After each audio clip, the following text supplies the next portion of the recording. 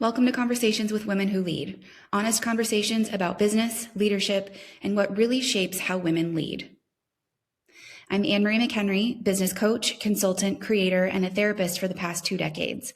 On this podcast, I sit down with women to talk about their businesses and their unique areas of expertise, as well as how their upbringing, background, and the social conditioning they've experienced have shaped the way they lead.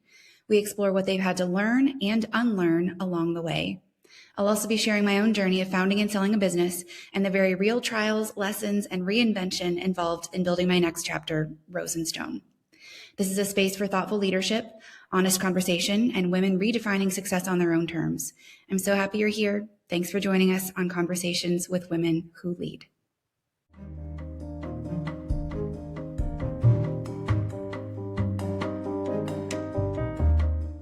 Dr. Brittany Chidley is a licensed psychologist and licensed marriage and family therapist. She's the founder of Trails Therapy, a San Diego-based private practice that provides psychotherapy for individuals, couples, parents, athletes, entrepreneurs, college and grad students, healthcare, and other high-stress professionals.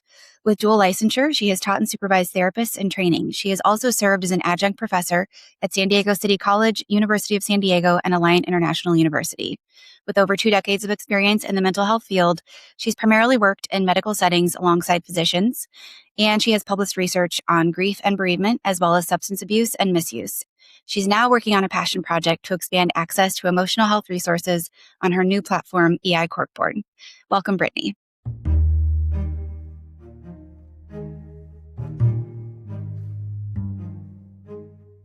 Thank you, Brittany, for joining me in Conversations with Women Who Lead. I'm so happy to have you here and to learn about your journey and your leadership and everything that you're creating in the world right now.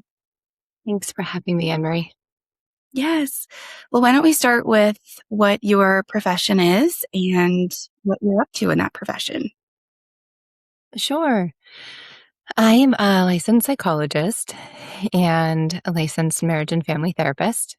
And now at this stage of my career, I run my private practice with a few other therapists who work in my practice. Mm-hmm. And how many people are working in your practice with you? Currently, I've kept it very small intentionally, and at the highest I had 5, and now currently I have 2 therapists working for me. Amazing. And so what kind of therapy do you provide? My practice is pretty general. I offer therapy for grad students, undergrad students, and high stress working professionals, including various health professionals, as well as families and parents. Mm-hmm. So I know that really goes against the business advice I was given, was really to kind of hone in on one specialty. But I really like the kind of family medicine approach to therapy. Not a family medicine doctor, but being a psychologist who works with a lot of different things has really, I think, been a great fit for me. Mm-hmm. Amazing. What about the advice of being told to niche into one specialty didn't work for you? In our training together, I think just different training sites that we are given the opportunity from day one really tend to focus on working with children or, as you know, working with hospice or disordered eating. And they really kind of funnel you into a specific niche or area. Mm-hmm. And for me, I started off in family medicine at University of California, San Diego, where really anything could walk through the door, or you could be pulled into an exam room with a physician for anything. And I loved that variety and diversity. So I stuck with that at university counseling centers and back in integrative and family medicine practices before then hunkering into my own private practice. Mm-hmm. Yeah. And it sounds like you didn't want to be limited in your scope of who you could help and what type of support you could offer. Precisely. And I feel like I've learned so much from those that I've worked with. I mean, hopefully they've learned something from me as well, but the amount that I have learned from others has really, I think, kept that going. Whereas when you really, for me, if I really get into the, continuing ed trainings with one topic, Mm-hmm. I don't know if it's just me and how my brain works, but I tend to feel like I reach a point where the information starts to feel more redundant, Mm-hmm. um, until maybe the next year the new study comes out. But when it's just a variety of things, I love learning, and I feel like that keeps my momentum going. Yeah. What would you say is your ideal client, or if not ideal client, what types of clients find you and like to work with you? Um, yeah, that's tough. That's a really tough one. If I reversed your question to be in a sense of like, who do I feel like I can be the best therapist for? Mm-hmm. Um, I feel like I work my best when there's a sense of trust and a sense of motivation, not necessarily like motivation to change right away, because that's unrealistic, but a sense of motivation to be open or learn. And I work best when I feel somewhat challenged. Mm-hmm. Um, and when I have a lot of growth in an area, I work best when I kind of come into something and have the sense that I don't ever know everything that's going on. But I'm the best therapist when it's maybe a newer situation, or not intense, but when there's a lot of depth Mm-hmm. Mm-hmm. Mm-hmm. and connection and vulnerability. Mm-hmm. Mm-hmm. So I kind of describe like the variety of age ranges or careers, but in terms of diagnoses, like I work a lot with trauma, I work a lot with grief, I work a lot with anxiety and depression and relationship Mm-hmm. struggles and stressors. I work a lot with entrepreneurs and physicians and nurses and attorneys. Mm-hmm. So where there's a high level of stress, Mm-hmm. I feel like I can be the best therapist in containing that. Mm-hmm. Mm-hmm. Yeah, and it sounds like when there's a lot of, you mentioned depth, and I'm hearing complexity and the Mm-hmm. high stress and probably performance anxiety or needs or pressure. Mm-hmm. Sounds like you could work really well with those clients. It's my self-assessment. Um, and you also owning a business and being an entrepreneur yourself, I'm curious how that sort of parlays into potentially working with other, you mentioned attorneys, medical providers, entrepreneurs. So yourself being an entrepreneur, do you think that that helps sort of understand working with those clients? Of course. And I know for your podcast, Women Who Lead, and talking a lot with entrepreneurs, Hmm. a question you have generally asked, like, how did that happen? Hmm. And I don't think for me, I know I didn't start off thinking I'm just going to, grow a business. Hmm. And then I think doing the steps and feeling the stress and excitement of a business is the relating points. But all Hmm. businesses, and of course, all businesses have overlap, but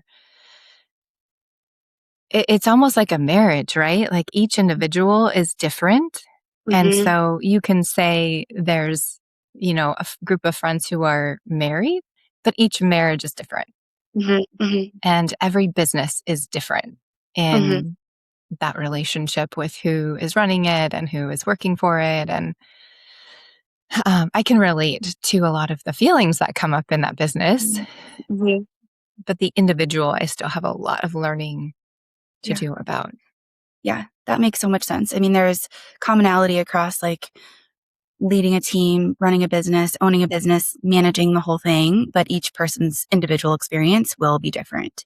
Hmm. And where I bet the curiosity and the fun comes in as someone who's helping a leader. Yes. Yes. I love working with that creativity Mhm. and really finding like what keeps them working for themselves or being the CEO or CFO or like these high stress positions that, like you said in your last podcast, it can be very thankless. Mhm. I think you said like the ick factor when it's looking at like the recognition, because I think both being a therapist and a business owner is not about, hasn't been about recognition. Mhm. Yeah. Yeah, I mean, I guess I'm curious to hear from your experience. Like, do you find that people get into business or these high achieving or high ranking positions because they want recognition? I mean, I imagine maybe some people do, but I Hmm. also find a lot of people just want to do something that they love. And then that is accompanied by a lot of the stressors that accompany being in a position like that. Absolutely. And I think if we're getting into a business just for the recognition, I think that is a, short-lived flame. Mm, mhm, And if it's about what you're wanting to do because of passion, that can also be a short-lived flame, as you've pointed out, with just the pillars of running a business and keeping your numbers and mhm, um, all of those things that need to be in line to keep a business standing. But the motivation or the passion is what mhm. is going to allow you to finish that marathon versus the look at me, I'm going to sprint through here and then be done. Yeah, that's what I found too. Tell me about your journey to growing your business. Is this something that you thought you would do one day, or did it just sort of happen? How did you get here? um, I was looking over some of those questions and I was wondering if I had a pretty clear cut story to tell, and I don't. Mhm, Um, so, no, it's happened very slowly. mhm, And as we know, with training and going through grad school, there are a lot of companies and businesses and healthcare settings to work for. mhm, And I loved working in a private practice setting. I mhm, loved working in settings where I could set my own hours mhm, and have that autonomy. mhm, So, like I said, starting off in a family medicine practice, that we could take time off, mhm. though the next week was going to be a very busy week because we Yeah, don't get to erase those hours from right. our expected Mhm, work schedule. mhm, And I really work well that way, being mhm, able to, if it's longer days or if it's knowing that I have time off, that I don't necessarily work the best in a, 9 to 4, nine to mhm, five, clock in, clock out type of setting. So I worked in private practice under a couple supervisors and they all loved their work. And I think that led me to feel like there's something there. And I picked up on their passion for what they do. mhm, And they taught me so much about, taking care of yourself and mhm, being there for others. And it was a very slow process of, becoming licensed and deciding I want to run my own sole proprietorship and then growing that into a place where I'm sending referrals to my colleagues. And perhaps I could hire and have employees who would work for me and with me. mhm. And then starting a corporation. Um, so it's been a very slow process. It has felt very natural, but not a planned, this is what I'm going to do from start to finish early on. That's for sure. Mhm. And how did you learn the business side of things? Because I know we've talked about in graduate school, I don't remember business courses. So how did you learn how to do all of this? Right. I wonder if that's changed now for newer therapists. But Let's hope. no, we didn't have any business training. Yeah. If we did, we might have pushed back on a few things, right? Yeah. Um, Yeah, I think it's a lot of learning as you go. Mm-hmm. And the business side of things of trial by error, honestly, like what works, what doesn't work, filing your taxes and learning. This year wasn't the greatest year with private practice. And for me, I learned a lot working in tandem with other institutions and how they were run, like college counseling centers or how healthcare practices are run, and then Mm-hmm. applying some of those lessons to your own, right? Like if you work in medicine, you don't just have your own exam room 24/7. Mm-hmm. You have that space for when you are expected to work and Mm-hmm. see patients. So Mm-hmm. applying that same thing to starting off and having a day of private practice in an office, but that doesn't mean that I have access to that office 7 days a Mm-hmm. week unless I take on an expensive lease.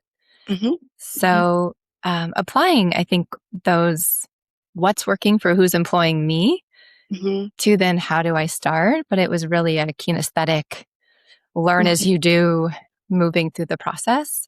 Mm-hmm. Uh, Mm-hmm. and more recently, like podcasts and books. And um, I've learned a lot from your podcast with your, again, like your pillars and your vision and the values. And sometimes looking at those numbers is not the most motivating piece of running a business, though. Right, right. Um, have you had any like direct mentors or coaches or people who have like looked at your business and helped you figure out what's next or what might be missing, or have you just been purely self-study? I definitely have learned from my mentors and supervisors. Okay. Um, being in the field, I don't know if you would agree with this, Mhm. but being in the field now, it's kind of scary to say 20 plus years Mhm. that Long time. I don't remember coaches as much 20 years ago as now. Um, Mhm. so I haven't sought out like the same sort of coaching, like your Mhm. Rosenstone and coaching business that I don't feel Mhm. like those were as available. So Mhm. most of the coaches I feel like have been attorneys who kind of Mhm. tell you don't do this or do more of that. And my accountant and my supervisors, but Yeah. really the supervision groups or consultation groups. Mhm. But now I feel like there's a lot more. Would you agree, or do you have a different perspective on that? Yeah, no, I that's been my experience too. And I think like even considering an attorney a coach is spot on because they do tell you, I mean, coaching is not necessarily about telling you what to do, but it's helpful to have an attorney with all the legal Hmm. side business and especially in healthcare and medicine. Like this is what you can do and this is what you cannot do. That Hmm. type of support, so helpful. Same thing with an accountant and, of course, supervisors and other people in the field. Um, but yeah, the coaching I think it is a very new industry relative to therapy, which is also a new field, relatively speaking, compared to the rest of medicine. Um, but yeah, I think the actual business coaching side of things is definitely newer and not something that was available, 20 years ago. Hmm. Hmm. Yeah, I think maybe we called Yeah. them like motivational speakers or something. But now Yeah. we have the term like business coach, life coach. Hmm. Yeah. Yeah. And I think it's just, with social media and the accessibility of, the internet and all these resources we can find online. Now people are able to talk about, hey, I'm doing this. How do I do this? Does anyone else out here know? And rather than it just being in person connection that we make with our immediate supervisors, you can go into the world of the internet and seek out information. And I think that's created a lot more access to resources and just support that maybe we certainly didn't have 20 years ago. But Yes, it's so accessible. It's so easy to connect these days. yeah. And what once took 2 years now could take essentially 2 months. There is just so much Mhm. access to resources. Yeah. What's been your most favorite part of developing your practice? And I know you have another business Uh-huh. that also super awesome. What has been your favorite part of growing these enterprises? In addition to all the learning and growth that I think just naturally comes along with building something, Mm-hmm. um, is that my favorite thing? Mm-hmm. Um, it's twofold. So seeing the growth of others and being able to witness how the work we do can really create change and long lasting change. And I've created a practice that has been, I've been in San Diego for, almost 30 years. And Mm-hmm. to be able to see the impact of change and to be able to see, those come into therapy, work really hard, leave, and have the opportunity to come back has been a favorite part of my work, Mm-hmm. for long lasting relationships and Mm-hmm. the connections that have been built from Mm-hmm. being in this role, Mm-hmm. has been a favorite part. And then the other part for me has also been being able to use my creativity. Mm-hmm. And with COVID and being creative with how do we show up online, or what do I want my office space to be like, and who do I want to work with, and how do I make this work with my schedule and juggling other things, because kind of like my practice, I don't see kind of one diagnosis. Mm-hmm. Um, I've never been a person that has just one thing going on in my life either. Yeah. Um, so hence the other business that I have received wonderful feedback from you and very detailed feedback from you about is now we're rebranding. Mm-hmm. And probably by the time this podcast launches, it Mm-hmm. will be live, but we've changed from And We Feel to Emotional Intelligence Corkboard. So it's EI Corkboard. Yeah. And that's really going to be the hub for my hope, connecting the community to emotional health resources Mm-hmm. and connecting emotional health providers to each other. Mm-hmm. Mm-hmm. So, all the social media that you've referenced, I don't know if you've noticed the amount of questions that are asked for, do we have a divorce coach, or do we have a couples Mm-hmm. therapist who offers intensive workshops, or is there a parenting, course or workshop? But there are a lot of calls for extra resources. And again, therapists are doing the work to try to get those resources into the hands of the community. So hopefully Mm-hmm. this will be a hub that providers can upload the flyers or courses that they offer, Mm-hmm. and the community can browse or receive a notification via their email that something new has been inserted. Yeah. It's awesome. And I love how much variety that you're talking about, that creativity that you have sought out, is now being translated into you have your private practice, but also this whole other business that now you're rebranding and wanting to make so many more resources accessible to the community, which sounds like it's been fun for you to do. Mm-hmm. It, yes, it's also been stressful at times, but it is fun I get to see the work that other providers are doing, Mm-hmm. and I get to see what, what the community is looking for. Mm-hmm. And as a therapist, we're doing that day in and day out behind closed doors, right? Like, oh, have you looked at this grief camp that's being offered? And have you heard of this women's group that has been going Mm-hmm. for the last decade? Mm-hmm. And no, they haven't heard of that. We're getting that into our inbox individually from each provider rather than browsing and seeing what's out there. Mm-hmm. Yeah. And so this business and this website, the EI Corkboard, is intended to be a central location for people to post and find information about emotional well-being in the community. Is that right? Exactly. So if you're house hunting and you're Uh-huh. trying to buy a house, Yeah. there's like two websites, right, that you can go to. and you can put in the location. And then every time a listing is there, you get notified. Yeah. So thinking about that, like, why don't we do that for our emotional health? That if you're interested in leadership or parenting, you click that, you can go browse, see what's out there. And then maybe in a month, there'll be, right, new listings. Yeah. I love that. You're like the Zillow or the Redfin of emotional well-being. And are your resources all like for all across the country or the world, or are they mostly local to San Diego and Southern California? That is another business attorney question for me. How does this work with Yeah. international posting and resource? Now everything's free, so it's not a business. So there's not revenue. It's been more of a passion project for me.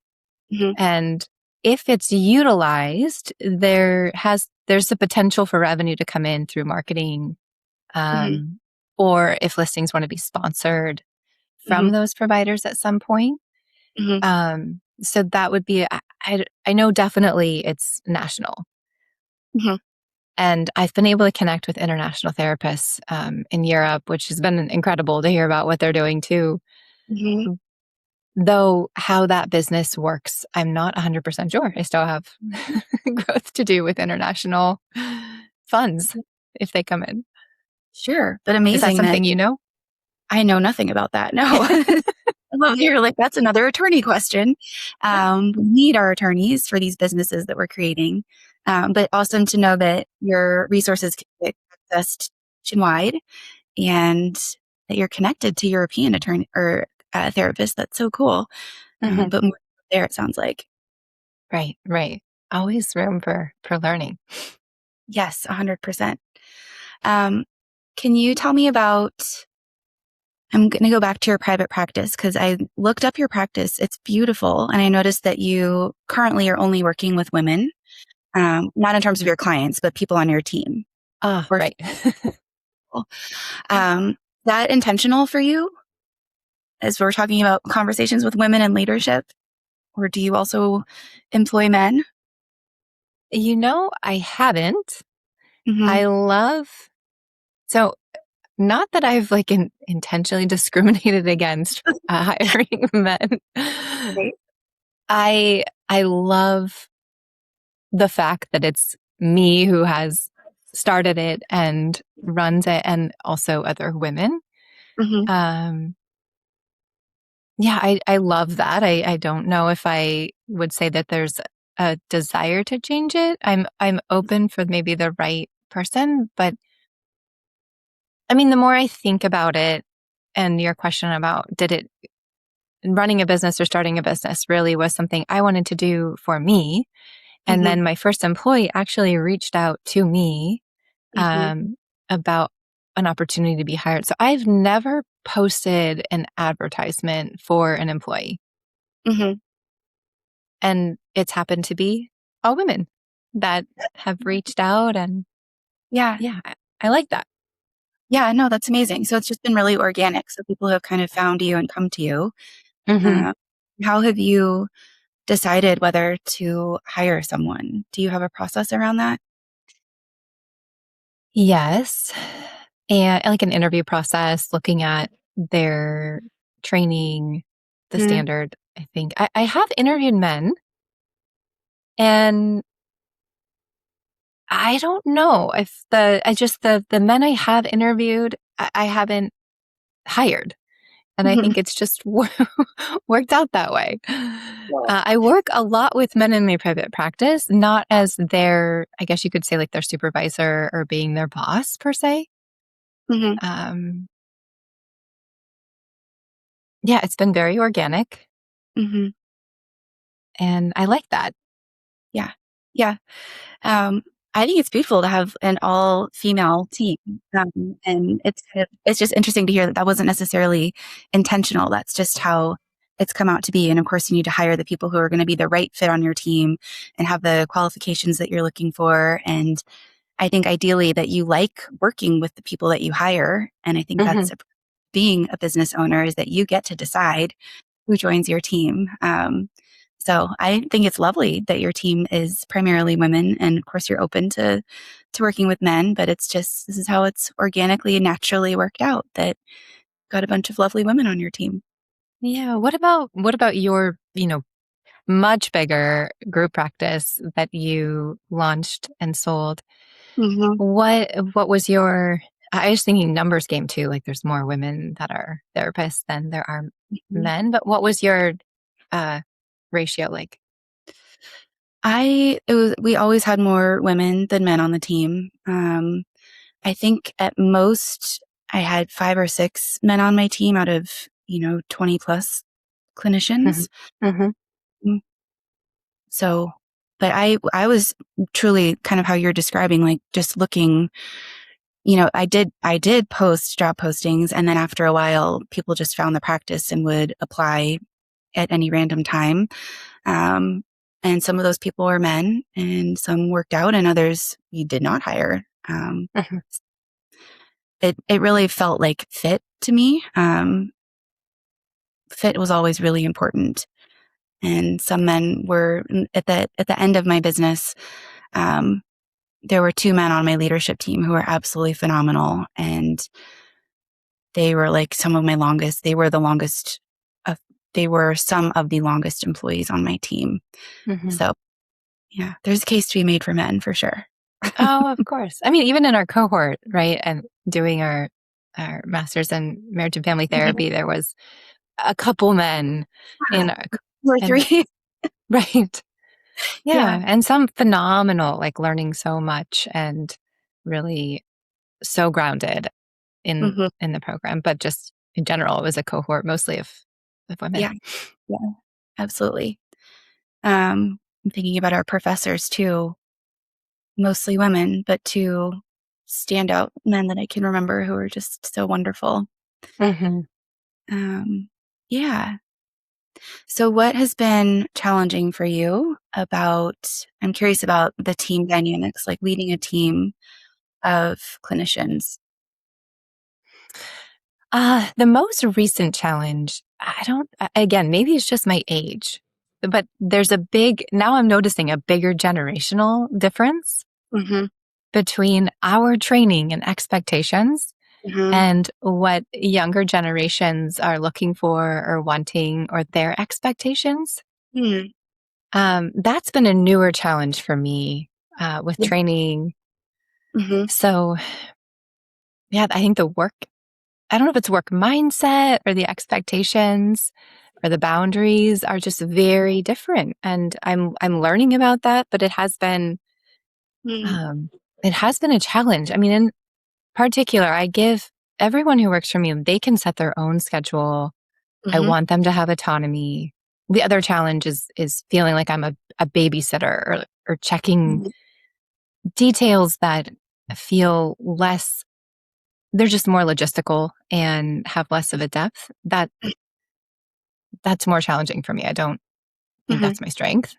Mhm. Um, but specifically when they set their own schedule and then they're late consistently Mm. for like an 11 or 12 o'clock appointment, Yeah. more than what I know life happens, but this is a challenge for me of Mm. checking in. Like, is everything Mhm. okay? What's been going on? I've Mm. noticed this. It's how can I Mhm. help you Right. with this? Yeah.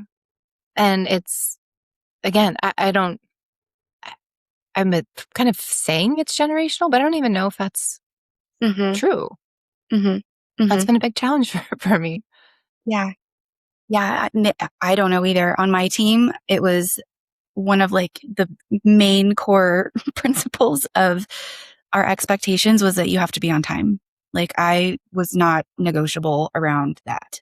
Uh-huh. Uh, and that didn't work for everybody, and that's okay. But for me, like being on time is so huge. I'm usually early, but certainly like on the dot, and being late gives me so much anxiety.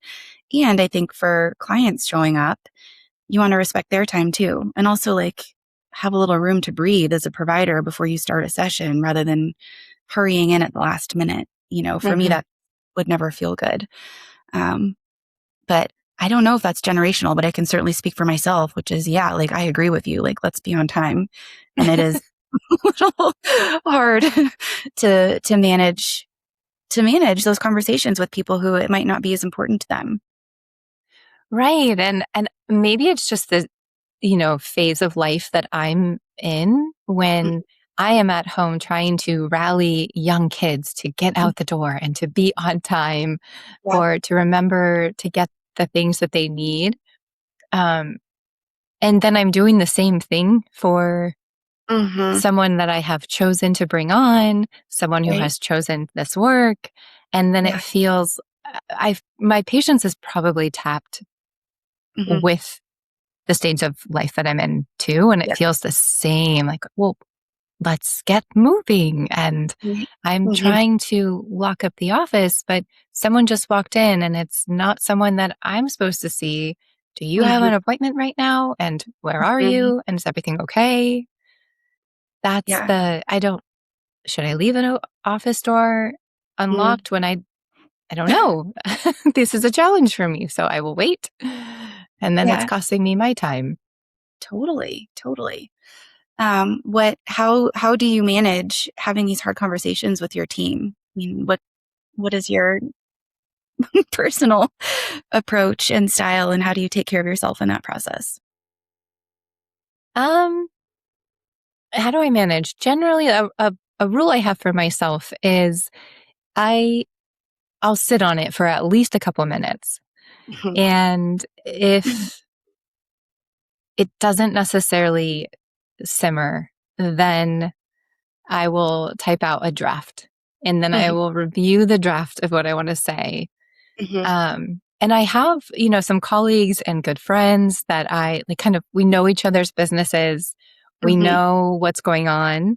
And Mhm. then I will say, my patience is probably wearing thin because of the weekend and a soccer tournament and feeling tired.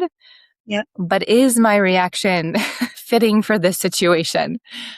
And I trust my friends to give me that feedback of like, yeah, just no, don't say that.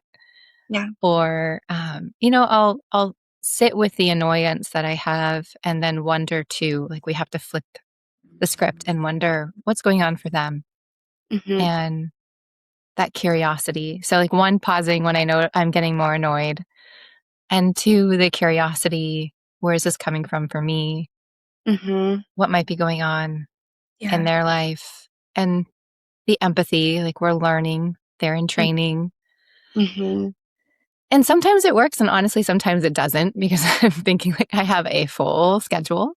I Yeah. have two other ones that are dependent on me for their schedule.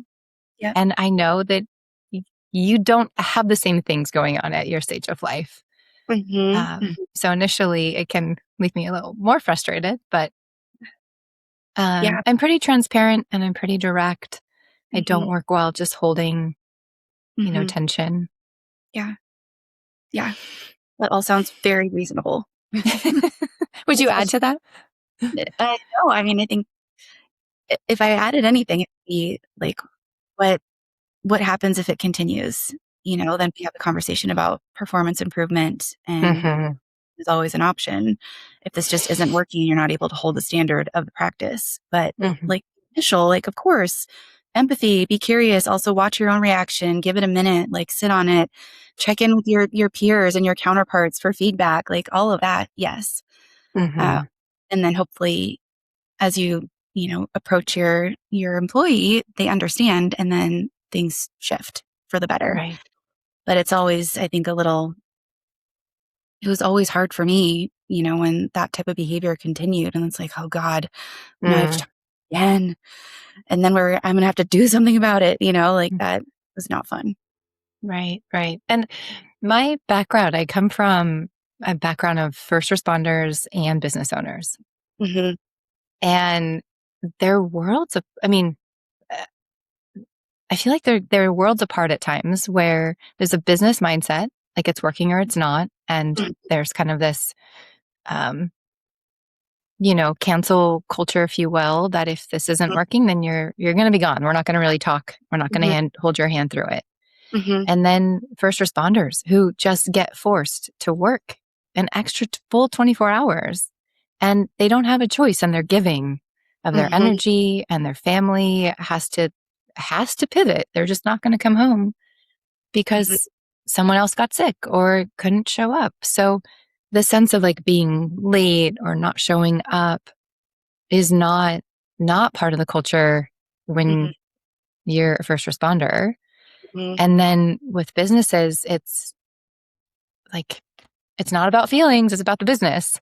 And now running a therapy practice, it is about both, right? It doesn't feel good for me just to say, like, your numbers aren't where we talked about and you're not on time. So good luck. Yeah. Yeah. It's an interesting blend of being a leader, having the background in therapy. And I mean, I think the value of mine has always been to approach with kindness and compassion. But then there is also the business that you have to run and make sure, you're providing quality care and like upholding our standards and also making the numbers work. So it's just a really interesting, I think it actually, for me, was very helpful to have this background in therapy running a business, because the human element of like, how do we approach and also understand somebody, I think is helpful. I think that helps to facilitate healthy teams, like, that your boss cares about you and wants to know what's going on, but then you have to like run the business. Exactly. It's like mental gymnastics. Yeah. It's definitely like running a business can throw you some curveballs. Totally. There's always something that comes up that then you learn how to manage and how to then move forward with it. What do you feel like you're still figuring out about running your business or businesses? That's a good question. Still trying to figure out the numbers game, honestly, with insurance changes. This is more just logistical and probably boring. Yeah. But it's been challenging. Do I still want to take insurance? I love, again, that it's a door for diversity. And if I close that door, it, I think, limits access to care, which doesn't feel good for me. So that's a challenge. But then again, insurance companies are asking for more and they are compensating less. Yeah. And when we look at who runs the insurance companies and who are the CEOs and the owners, they are generally men making these decisions for a generally female population right now of therapists. And it's a challenge to decide if I want to be part of that. And those types of decisions, like who can I provide service to, is a challenge. Yeah. And who do I want to be and how do I want to show up in the world and share my values, but without limiting access for other people who need to use insurance. It's such a hard conundrum to be in, for sure. Yeah, that's just healthcare recently has been a challenge. Yes. What do you think has shaped your approach to leadership? Shaped my approach.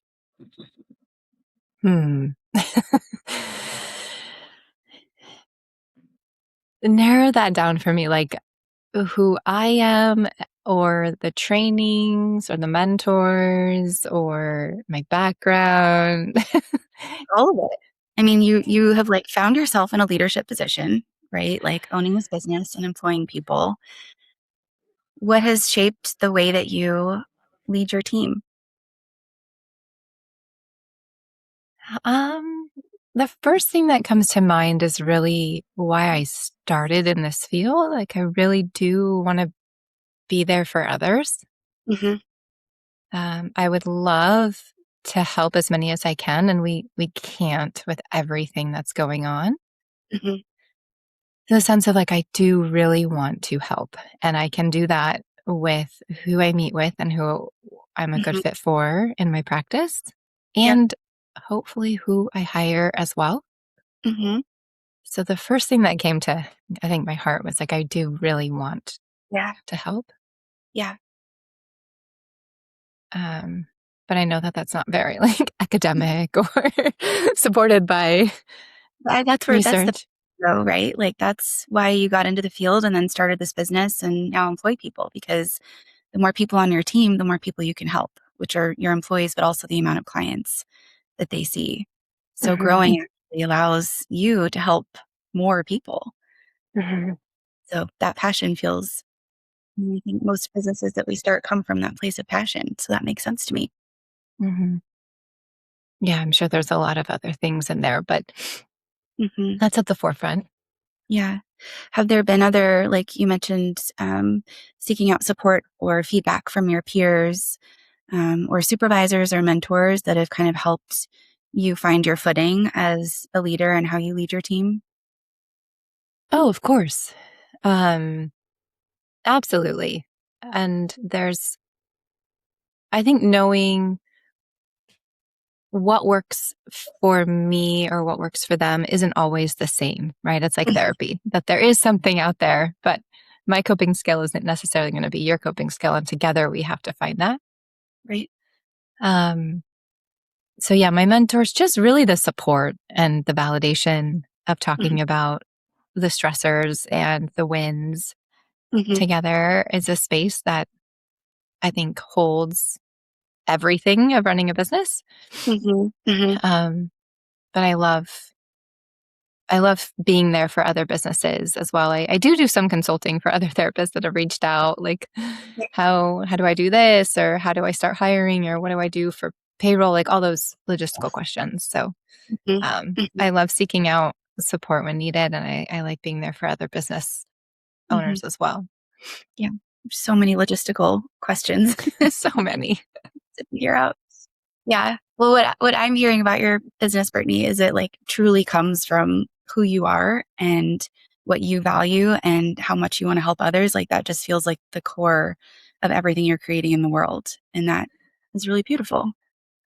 Oh, thanks, Anne Marie. Yeah. Is there anything else that you want our listeners to know about you or your business? Um, I Anything more about my business? I'm hopeful that the EI Corkboard will be a resource and that just signing up with an email address to receive notifications when there are new resources, that Mhm. everybody out there is impacted by, everyone has an emotional health, Mhm. right? Just like our physical Mhm. health. Yeah. And all of us have been impacted by mental health, whether it's ourself or someone we care about, right? Mhm. Just the statistics of 1 in 4 Mhm. have a Mhm. mental health diagnosis at any given time. That just browsing, like my business for EI Corkboard is really just to hope, like bring out resources. There are so many out there and they are not seen. And therapists have put so much work and time and education and energy into creating what they offer. And that's my hope for this business, that others can see that. And if the first resource doesn't work for you or your first therapist doesn't work for you, Mhm. keep going, Yeah. right? That I would really hope that everybody out there is worth taking care of their emotional health or Mhm. mental health if there's diagnosis, that Mhm. everybody is worthy of resources, even if they're hard to find. Mhm. That's Yes. part of my business. Yeah, and I love about EI Corkboard is that you're offering resources, which I feel like there are barriers to entry in therapy. It might be a personal, I'm not sure if I want to do it. I'm scared. It's a very vulnerable space to be, or it's financial. So offering resources online that people can just get a notification through their email and see like, oh, there's this really interesting PDF or workshop coming up or small, educational seminar that I can just watch anonymously. That feels like you're just, you talk about the insurance game and like, do I want to be in it or not? Like you're creating more accessibility through this website and this resource, EI Corkboard. So I hope that gives you some peace of mind that even if you choose an insurance game, you really are creating access that is important for people to be able to find. It's a really Yeah. amazing offering. Thanks. I appreciate your support and feedback and all of it too. Of course. Brittany, where can people find you and where can people find the EI Corkboard? So I have been on Instagram as And We Feel, and the new EI Corkboard. Mm-hmm. And both of those are andwefeel.com and eicorkboard.com. Mm-hmm. And my private practice is Trails Therapy. Mm-hmm. I haven't hired anymore because, again, I don't want to manage much more right now. Mm-hmm. And my private practice tends to be pretty full, but it is my resource. And I work a lot with, again, athletes and entrepreneurs and healthcare professionals and college students. Mm-hmm. Mm-hmm. So yeah, those are the three handles, I guess we could say. Amazing. Well, thank you so much for joining us today. It's been lovely talking to you about your business and all the wonderful parts of it, but also the challenges, which is very normal to have all of it, full spectrum. Yeah, thank you for having me, Anne-Marie. You're welcome. Okay, we'll see you later then.